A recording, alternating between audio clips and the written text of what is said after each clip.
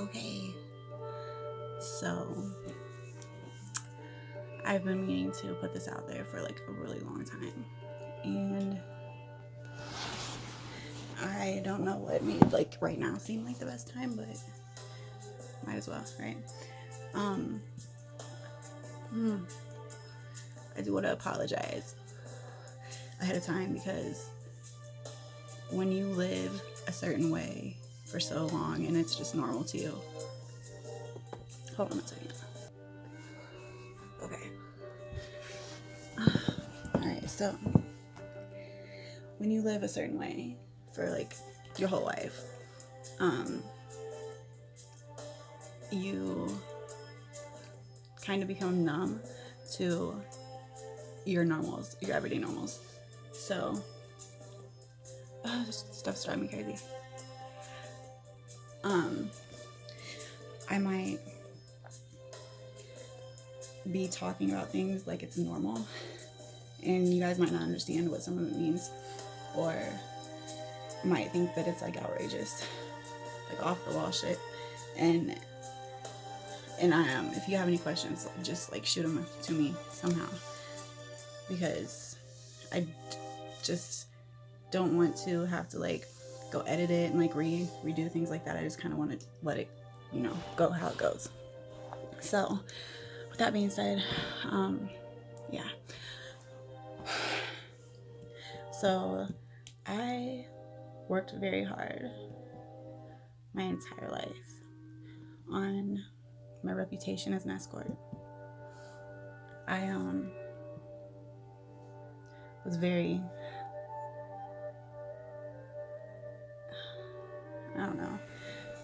picky about everything, from my reviews to the people that I saw to the girls that I let around me.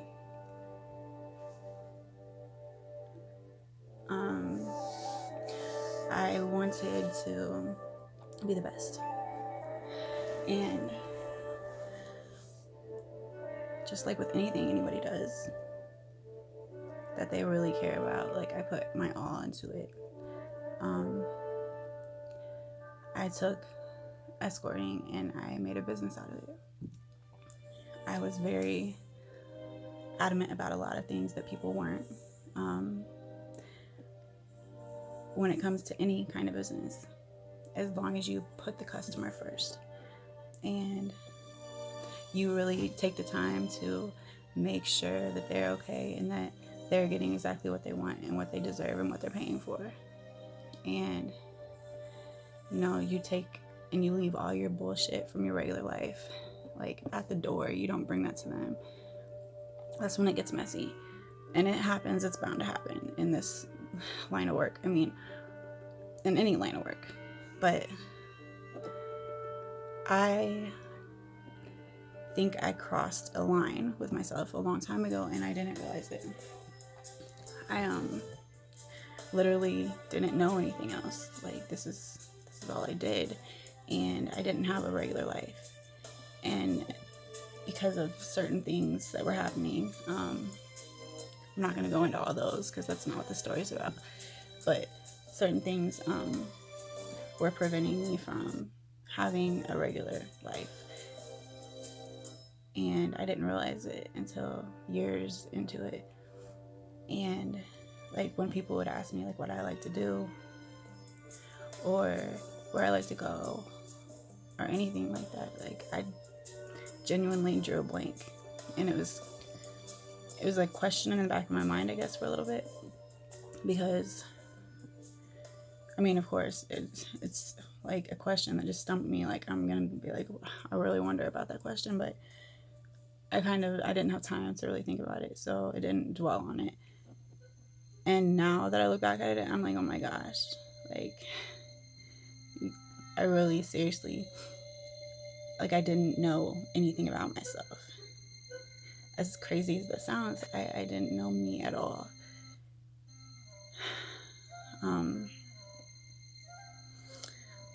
I did adopt 7 personalities. I took them from a bad part of my life, somebody that gave those to me, and I kind of kept them as a fuck you, like a laugh in somebody's face, like look at us now. And to this day, like I can say that I know each of those 7 people probably better than I know myself still. So with that being said, I'm not, and I don't have multiple personalities. I don't think. That's a good question. But yeah, anyways, so I was trying to be the very best, right? At everything that I did. And I got there. I had a lot of recognition from different sides of things all over the United States, out of the United States. There was a lot of people in my life that were there just for, a once coming and going, a very short period of time. And then there was a lot of people that became a big part of my life that were there, a few times out of the week, a few times out of the month. And those weren't my friends, like that became my family. And my family would disappear and disintegrate and rebuild itself depending on who my regulars were at that point in time. And I really genuinely cared and still do care about a lot of those people. And they genuinely cared about me.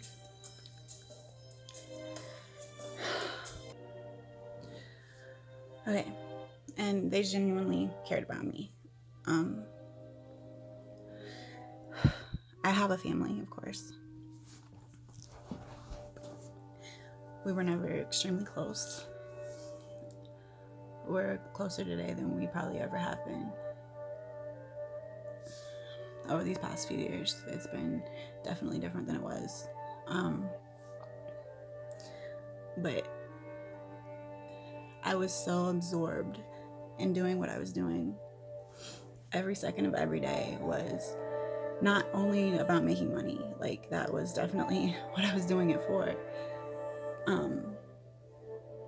I definitely was driven on that fact. That was the beginning of everything.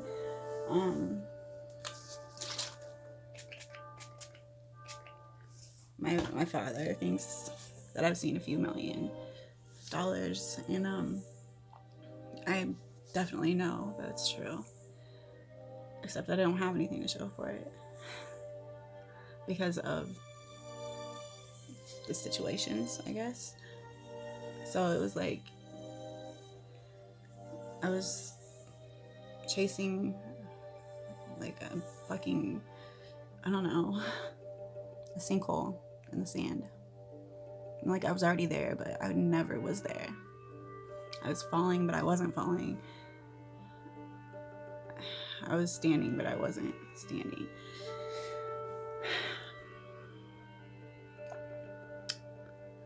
Okay.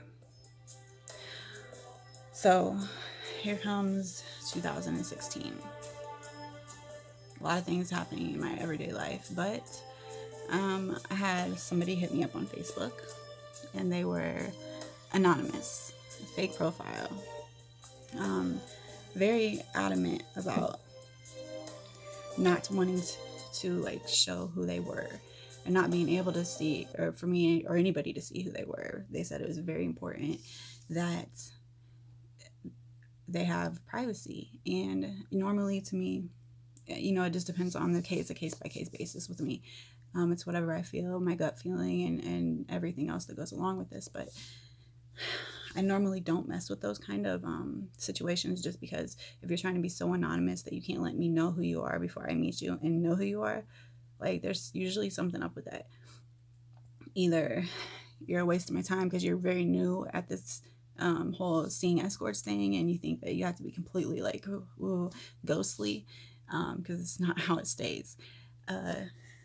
There's a difference between your privacy and creepy. Okay, like definitely. I could give a fuck less who you are, really. I don't judge. I don't care. I don't care how much money you have, who you are, your situation, your position. That's not my. It's not um, my motive here. What does that do for me? Nothing. It's somebody that works at McDonald's could in turn do more for me than a political person. Um, it's all about how much they want to put into it and what they are willing to sacrifice and give and what they want out of it.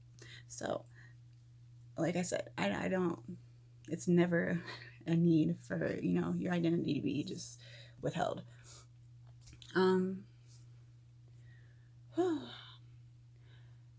Let's sorry, I gotta like get something going here.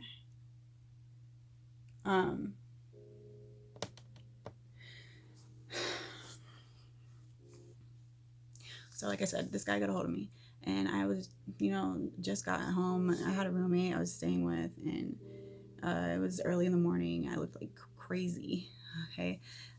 This person, something about them struck me as I wonder who this is. Like I really might let them come show me who they are. And it was a request that they remain anonymous, and that if I could just let them come talk to me, I would understand why they had to be so secretive. Ooh, it's a mystery. So of course I told them, go ahead and grab me some Starbucks and grab my girl some Starbucks, and you can come over to my place and I will hear you out.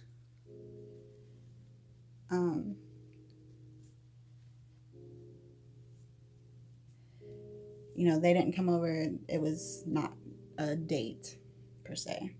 It was not something that was going to be sexual. It was literally just a, hey, let me come show you why I've got to be, secrets. Why, who I am matters so much. And so the story goes.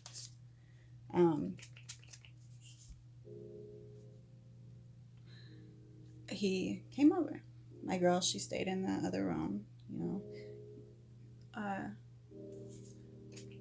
but I had just gotten robbed a couple times right before this, like really badly robbed, like everything type thing taken from me, and violent situations and all kinds of stuff. So of course I'm my little feelers are out, and I'm wondering what's about to happen. And I had called my attorney and my father actually for advice before I let him come over. Now, mind you, that he was not that far away from my house. Like Lafayette is not that big, and going to Starbucks and getting over there was not going to take that much time. So I'm on the phone with both of them, and they both advised me, hey, go ahead and set a camera up. It's not enough, nothing sexual is supposed to happen, and so it's not like I'm recording some of that. But they were like, in case it was like a setup, or in case a setup either way, the law, or just